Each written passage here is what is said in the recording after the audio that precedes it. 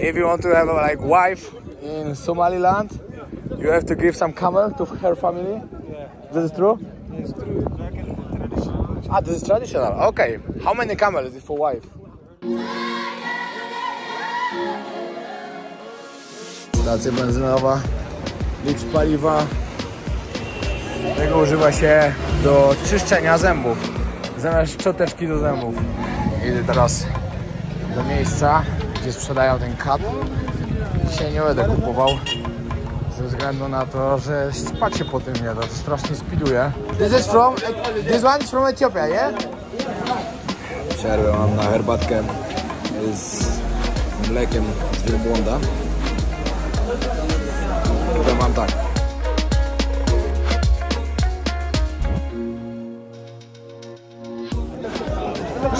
Na rynku jestem właśnie. Handlują ciuchami i wszystkim dookoła. Patrzcie, jak tu jest tłoczno. Jeden na drugim coś sprzedają.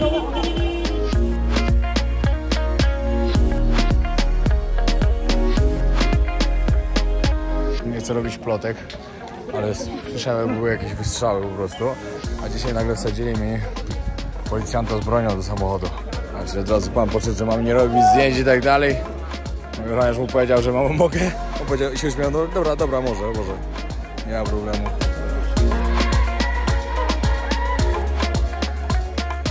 Także pamiętajcie, jak będziecie chcieli żonę z Somalilandu, musicie mieć trochę siana. Bez tego nie przejdzie.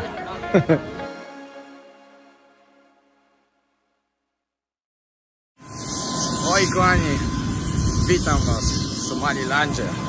Tak wygląda lotnisko, całkowicie puste. Tak wygląda flaga Somalilandu. Dobra, na wejściu na lotnisko wzięli mnie na bok. Podszedłem do okienka, żeby załatwić wszystko, odprawę. Wzięli mnie na bok i wypytywanie, po co tu przyleciałem, dlaczego, co tu będę robił i tak dalej, skąd przyleciałem. Dobrze wiedzą, skąd przyleciałem, bo jeden samolot tylko wylądował, ale popytać musieli. Ale ogólnie później bardzo mili. Wiza do Somalilandu kosztuje $60, żeście wiedzieli. Teraz załatwiam sobie kartę SIM, internet 55 giga za $10. Biorę więcej po prostu, bo nie wiem jaki będę miał w hotelu, a muszę wysyłać materiał. Można było wziąć też za $5, 25 giga, gdzie każdy normalny osoby by wystarczyło na bardzo długo. Chyba SIM karta załatwiona, wybijam, jadę do hotelu.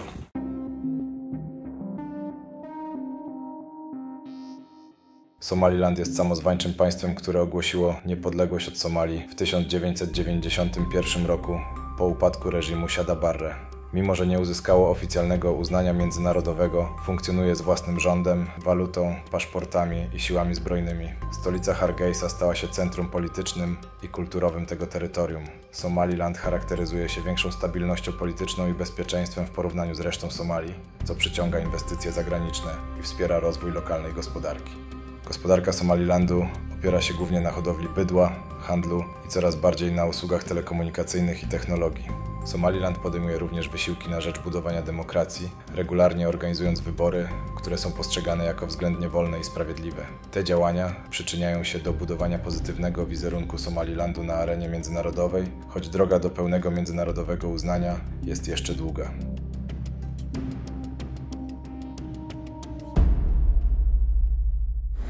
Jadę do hotelu, szybko się ogarnę i trzeba się zbierać na jakiś obiad, bo jestem mega głodny. Może jakaś kawa. Ja mam tak, no, czysto też tu nie jest, ale z takich pierwszych obserwacji, no na pewno czyściej w Mogadiszu, ale zobaczymy. W sumie jak tu jedziemy, to już też jest syf. Chyba stwierdziłem, że najpierw trening zrobię, także super, czas zjeść i ruszam. Powiem, że przy hotelu mają nieźle tutaj. Niezła restauracja.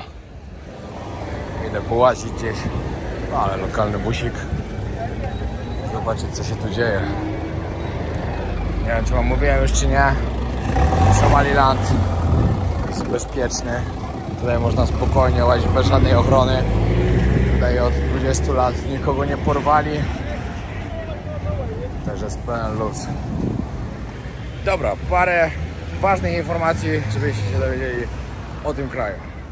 Somaliland.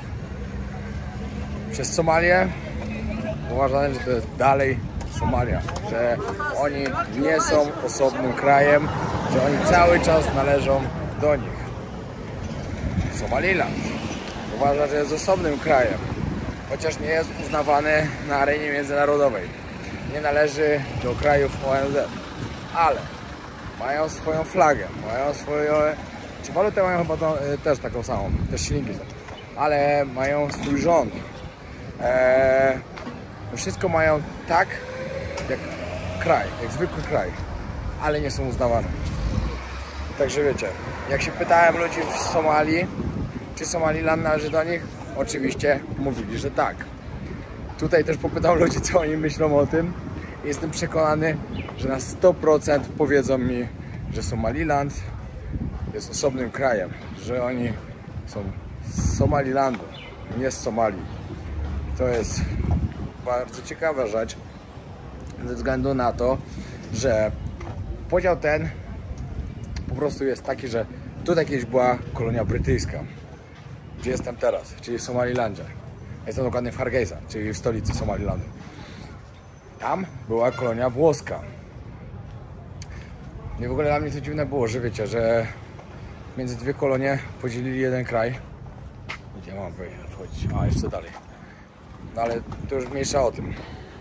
W samym Somalilandzie żyje 4 miliony ludzi, plus dodatkowo jeszcze 1 milion ludzi jest w innych częściach świata. Ogólnie populacja tego kraju, tego nieuznawanego kraju na arenie międzynarodowej 5 milionów ludzi. W samej stolicy Hargeisa żyje 1 milion. Idę obadać na jakiś markecik, co tu się dzieje. Wcześniej jak tutaj byłem, było zdecydowanie jeszcze mniej ludzi. Teraz minimalnie więcej, powiedzmy. Jaka jest pierwsza różnica, jaką widzę między Somalilandem a Somalią? No to zdecydowanie dużo mniej ludzi z bronią. Przy moim hotelu oczywiście są ochroniarze, no ale to jest chyba taki lepszy hotel. Dlatego też. Dobra, przyszedłem na rynek pieniędzy, zobaczyć jak to tutaj wygląda, ale tutaj już jest więcej. Tutaj za taką kubkę $50 mniej więcej trzeba dać. Szumane, że oni tutaj mają tyle, chociaż jak w Somalii... A, $560, okej. Wiecie jaka jest różnica między Somalilandem a Somalią? W Somalii $1 to było 25 tysięcy szylingów. Tutaj 8,5 tysiąca. Także jest znaczna różnica. O, patrzcie ile tu mają kasy, jak leży. Tak to wyglądają te uliczki koło mojego hotelu. Tutaj mieszka 1 milion ludzi, to jest dość spore miasto, nie ma co gadać. 1 milion ludzi to nie jest mało. Ale w porównaniu z Mogadiszu, no tam były 4 miliony ludzi. W samym Mogadiszu żyje tyle ludzi, co praktycznie w całym kraju tutaj. Jaka jest kolejna różnica, jaką zauważyłem od razu? Mają tutaj miejskie autobusy. O, tutaj w ogóle jeszcze więcej busów. W Somalii tylko były busy takie, no były wypełnione oczywiście, pełna, ale takich nie widziałem w ogóle. Ciekawe, czy to właśnie ze względu bezpieczeństwa, czy co, no ale w ogóle takich większych autobusów nie było. Czy busów, jak tam wolicie. Syf bardzo podobny. Też wszędzie śmieci. Jak jechałem na pierwszy rzut oka, wydawało się, że jest lepiej, ale jednak jak się już trochę pochodzi, to już widać, że wcale nie jest. To mnie zawsze zastanawiało właśnie w tych krajach takich. Dlaczego to jest taki syf? Dlaczego ludzie po prostu nie posprzątają? No od razu by było lepiej. Wystarczy posprzątać śmieci. Masakra. Okropny burdel. O. Pan sprzedawał kat, ale o tym jutro. Czym jest kat? Co się z nim robi? Ale autobus. Dowiadywałem się, ile mniej więcej się tu zarabia. Około takiej na przykład jak to jest gdzieś jakimś ochroniarzem w sklepie albo w restauracji, albo gdzieś jako kelner, to coś około $100 miesięcznie. miazgę. Tutaj jest najstarszy meczet właśnie w Somalilandzie, w Twergejzie. Jakoś tak. O, widzieliście kiedyś to? Tego używa się do czyszczenia zębów. Zamiast szczoteczki do zębów. Wiecie co jest niesamowite? Jak mijam tutaj ludzi i widzę, jakie wszyscy mają popsute zęby. Mają czarne albo brązowe. Ostatni raz takie coś widziałem w Birmie. Przez to jak żuli betel. I pluli czerwoną śliną. No te spidujące orzechy takie po prostu oni tak zawijali w takie listki i żuli. Tutaj żują kat, czyli takie liście. Mocno uzależniające. Podobno ponad 90% dorosłych ludzi to tutaj żuje, że są wszyscy od tego uzależnieni. Czy 95 nawet mi mówili w Somalii. Straszne. Jutro spróbuję. Kolejna różnica, jaka jest między Somalią a Somalilandem. Znaczy, akurat mogę powiedzieć między stolicami, bo nie mogę powiedzieć o całym kraju, bo widziałem tylko stolicę. Tutaj nie ma tuk-tuków. I powiem wam, że to nawet dobrze. Bo te tuk-tuki naprawdę nie dość, że cały czas trąbiły, hałasowały, korki robiły i tak dalej. Tutaj normalnie samochody elegancko. A to tuk-tuki są podobno tylko tutaj zbanowane, że w innych miastach są, ale tutaj nie. Ja wam powiem, że w ogóle jak widzę po ludziach, wiem o tym doskonale na pewno, że tutaj więcej turystów przyjeżdża. Ze względu na to, że ci ludzie na to nie zwracają za bardzo na mnie uwagi. No, może tam jakieś starsze osoby patrzą się, no bo mam tatuaże, wiadomo. To jest haram, to jest zakazane, nie można tatuaży mieć w islamie. Także ja to doskonale rozumiem. Ale jak ja sobie maszeruję ulicami, nikt się prawie na mnie nie lampi. W porównaniu do tego, co było w Mogadiszu. Bo w Mogadiszu jednak nie jeździ, tam nie jeździ dużo osób. Tam jak jest jakiś, wiecie, obcokrajowiec, to jest rzadka sprawa. Ja tak naprawdę przez cały pobyt tam, nie licząc ostatni dzień chłopaków, którzy przyjechali do tego samego hotelu, do tego samego biura, to nie widziałem nikogo. Aha, dobra, ta dziewczyna na lotnisku, którą spotkałem, która dla UNICEF-u pracowała. Ale to tylko na lotnisku. A tak to nie widziałem nikogo. Także się nie dziwię wcale. A dzisiaj turystów już tu widziałem paru. Nawet u mnie w restauracji już widziałem chyba 4, na lotnisku widziałem. Wiadomo, że to nie jest tak jak w innych krajach, że ich jest pełno, bo jest sporadycznie. Ale więcej widać niż było w Somalii. Stacja benzynowa, litr paliwa 8,200, czyli $1. No i wszędzie śmieci. Nie no, pod względem bezpieczeństwa to naprawdę czuć różnicę, że tu jest zdecydowanie bezpieczniej w porównaniu do Somalii. Oczywiście umówmy się, to są ci sami ludzie. To kiedyś była Somalia, to był kiedyś jeden kraj. W Somalii dalej twierdzą, że to jest dalej Somalia, że to jest część Somalii po prostu. Ci wiadomo, że twierdzą, że nie, ale to są ci sami ludzie. Tam jest 100% islam, tutaj też. Oni wyglądają tak samo, wszystko jest to samo. Tyle, że tu kiedyś była kolonia brytyjska, tam włoska. Do 1960 roku. Idę teraz do miejsca, gdzie sprzedają ten kat. Dzisiaj nie będę kupował, ze względu na to, że spać się po tym nie da, to strasznie speeduje. Ale jutro z chęcią spróbuję. A dzisiaj co tam po prostu pójść zobaczyć, jak to wygląda.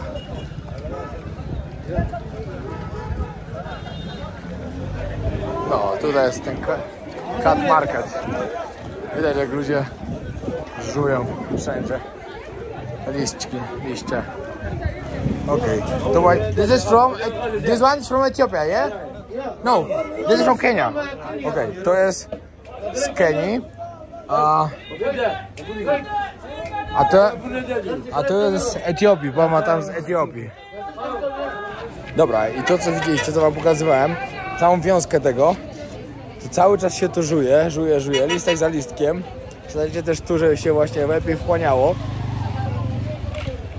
I to wam wystarcza podobno tak na 4, 5, 6 godzin, tylko całe to ładnie trzeba tego dużo rzuć. Ale to dobra, to jeszcze więcej opowiem W kolejnym odcinku, jak już testuję. Wiecie jak jest.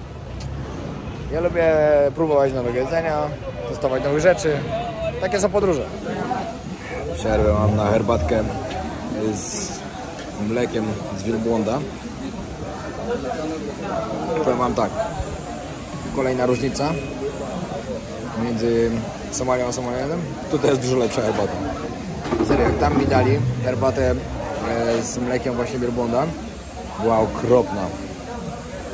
Tutaj jest naprawdę bardzo dobra. Nie wiem dlaczego jaka jest różnica. W ogóle musicie wiedzieć o tym, że wielbłąd to jest takie najbardziej popularne zwierzę tutaj, ale to w dalszej części tego odcinka zobaczycie też targ wielbłądów.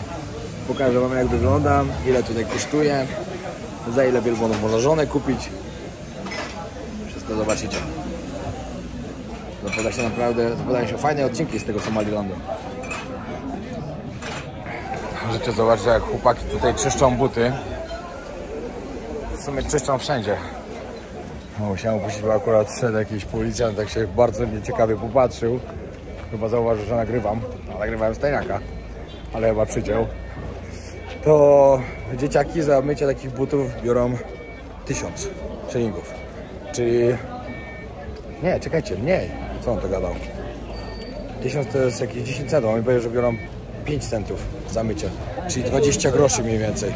Czyli muszą mieć 500 szylingów. Troszkę ponad, no. Za 20 groszy czyszczą buty. Hello, good, thank you. Poland. Ludzie zagadują, uśmiechają się. Bardzo przyjaźni. Somaliland ogłosił swoją niepodległość z Somalii w 1991 roku. Ale pamiętajcie, oni mają ten sam język. Oni mówią po somalijsku, też tutaj w Somalilandzie. Drugim językiem jest angielski, ponieważ była to kolonia brytyjska. A trzecim arabski.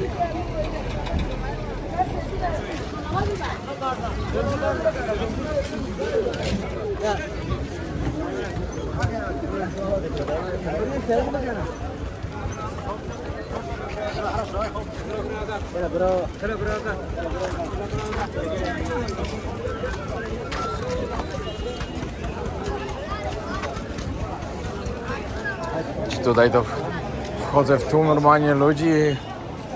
Nie ma się czym martwić za bardzo, a Mogadiszu to sobie nie wyobrażam, tak wiecie, jakoś w głowie bym miał to, że coś się może wydarzyć. Jedziemy właśnie na targ wielbłądów. Z racji tego, że wielbłąd jest tutaj niesamowicie popularnym zwierzęciem, a najbardziej popularną wizytówką w ogóle tego kraju. Tego kraju, który nie jest uznawany za bardzo. Znaczy w ogóle nie jest uznawany. Chociaż wczoraj wyczytałem fajną ciekawostkę, że oni już coś kombinują Etiopią, żeby Etiopia ich uznała, że chcą im dać 20 km linii brzegowej, żeby mogli sobie tam robić interesy, w zamian za to, że Etiopia ich uznała na arenie międzynarodowej jako kraj. Ile w tym jest prawdy? Nie wiem, nie chcę wam mówić dokładnie. Wczoraj po prostu znalazłem takie coś na Google. Także no, ciekawe. Zobaczcie jak to wygląda też.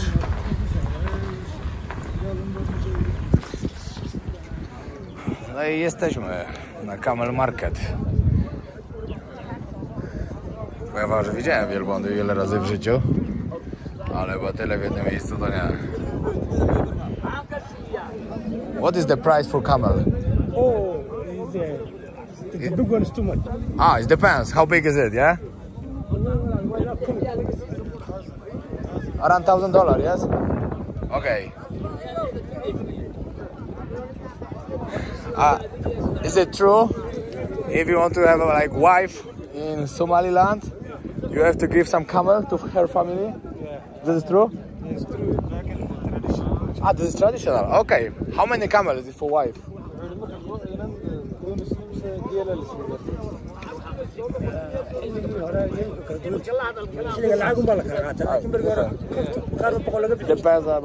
family. Before it used to be 50 or 100. 100 camel? Yeah, but now is cash. Ah, now it's a cash, yeah? Okay. Okay, but when somebody don't have money to buy 50 or 100 camels, what can do? No wife? No money, no wife?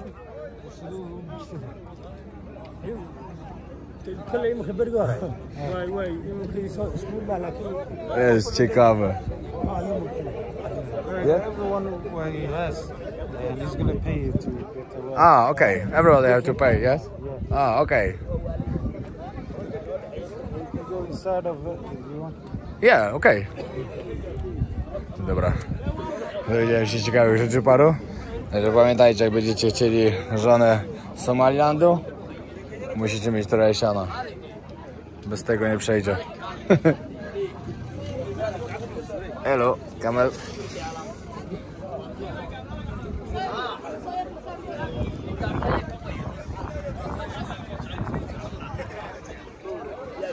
No i około $1000 trzeba zapłacić za takiego.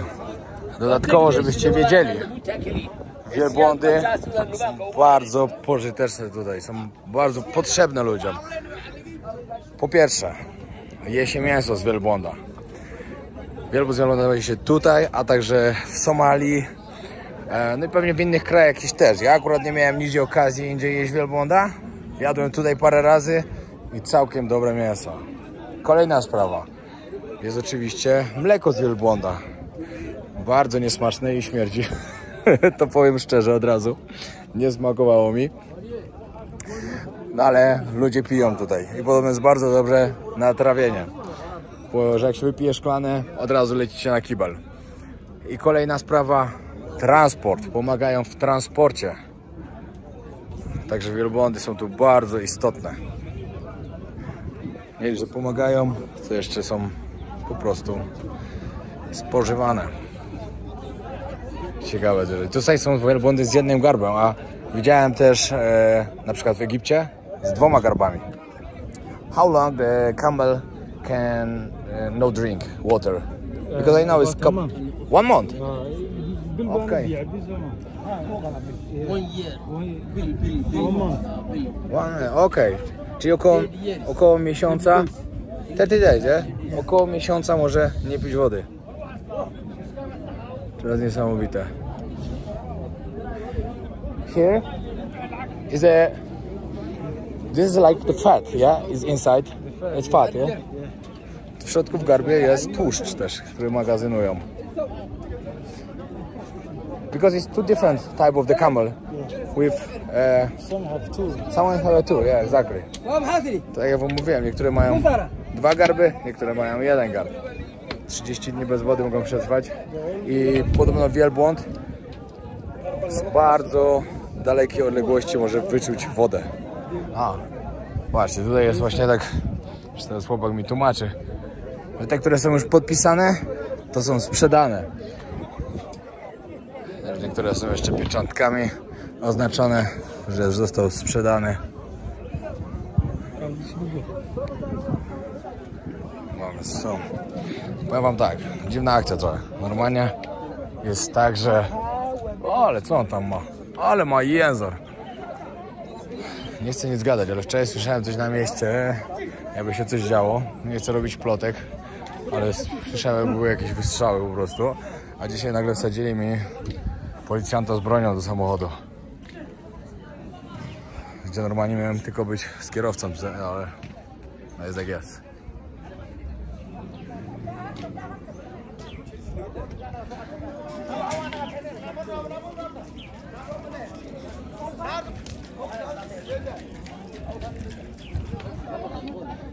Ciekawe te zwierzęta.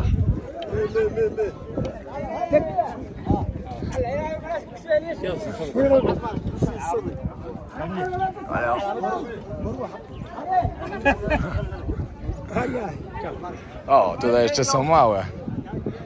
Małe wam jeszcze nie pokazywałem. Patrzcie. Jakie malutkie.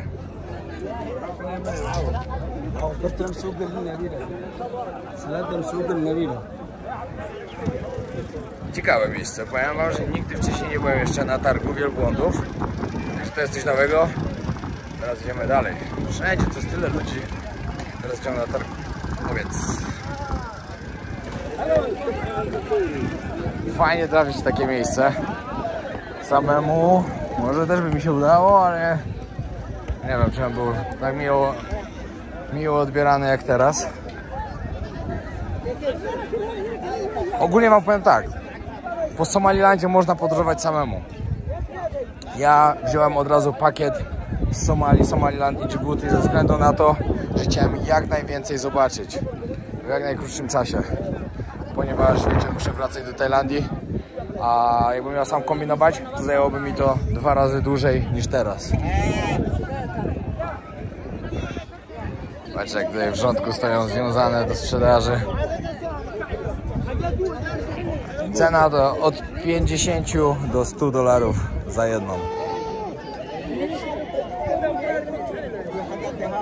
This one are selling already? When they have a stamp? Yeah, the government. Ah, this is the government. Ah, okay. Czyli to rządowe po prostu. Nie byłem nigdy jeszcze w takim miejscu. Także coś ciekawego dla mnie. Koziołki małe.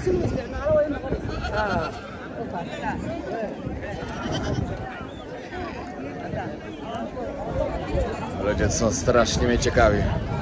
Tu wiadomo, tu już do Somalilandu już przyjeżdżają normalnie ludzie, którzy chcą zobaczyć tą część. Nie wiem, czy mogę powiedzieć Somalii, czy nie Somalii, bo oni nie uważają, że są Somalią. Ale tu już można spotkać. Wiadomo, ja wczoraj widziałem w hotelu kogoś, a w ogóle w windzie spotkałem chłopaka, okazało się, że też jest youtuberem. Ponad 1 milion subskrypcji miał. Jakie to masze? Poland, yes. Not really, like next... Yeah, but not far. Kolejna osoba mówi, czy z Polski jesteś? A, to blisko Rosji. Wiecie, oni na mapie to tak widzą. Niestety tak jest. No. Właśnie chłop podszedł i mówił, że mnie nagrywał. Ale tutaj to i tak inaczej wygląda, powiem wam. Tutaj to się tak nie zwracają uwagi. Ale w samej Somalii, w Mogadiszu to byli tak elektrycznie na nagrywanie, że po prostu szok. Tutaj to jakoś przechodzi w miarę. Tutaj jeszcze jedna część, ale to już można krowę kupić, ale właśnie się pytali mnie, ale czy mam w moim kraju też wielbłądy? No nie, no wielbłądów to nie. Jest więcej już. Fajnie, że to przyjechałem, naprawdę fajnie. Ciekawe miejsce. Tutaj sprzedali wielbłądy. Zabierają.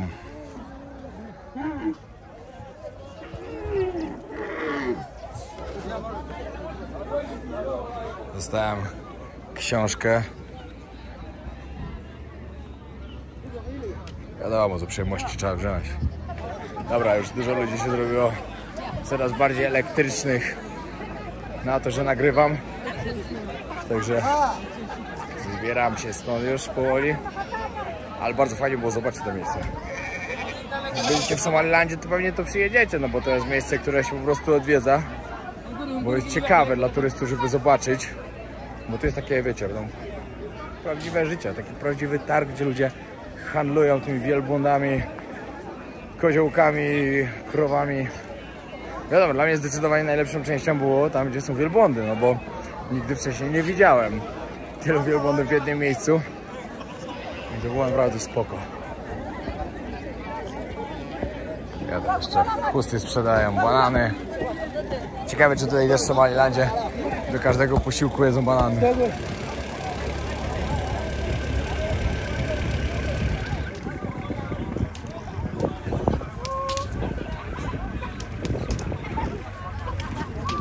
Się rozpędziły. Coś się przegoniło.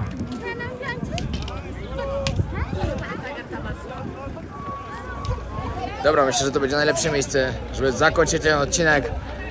Zapraszam was na kolejny. Zobaczycie, co ciekawego dla was przygotowałem, co wam pokażę. Pamiętajcie, że jeśli nie widzieliście poprzednich odcinków z Mogadiszu, Somalii, bardzo, ale to bardzo warto zobaczyć, bo jako pierwszy youtuber w Polsce pokazałem, jak wygląda Mogadiszu. Także serdecznie polecam. I co, pamiętajcie o tym, żeby zostawić subskrypcję, wspierajcie moje podróże, jestem bardzo wdzięczny. A jeśli będziecie chcieli zakupić jakiś produkt, koszulkę, zapraszam na Extreme Hobby Podróżowe Unika. Pozdro!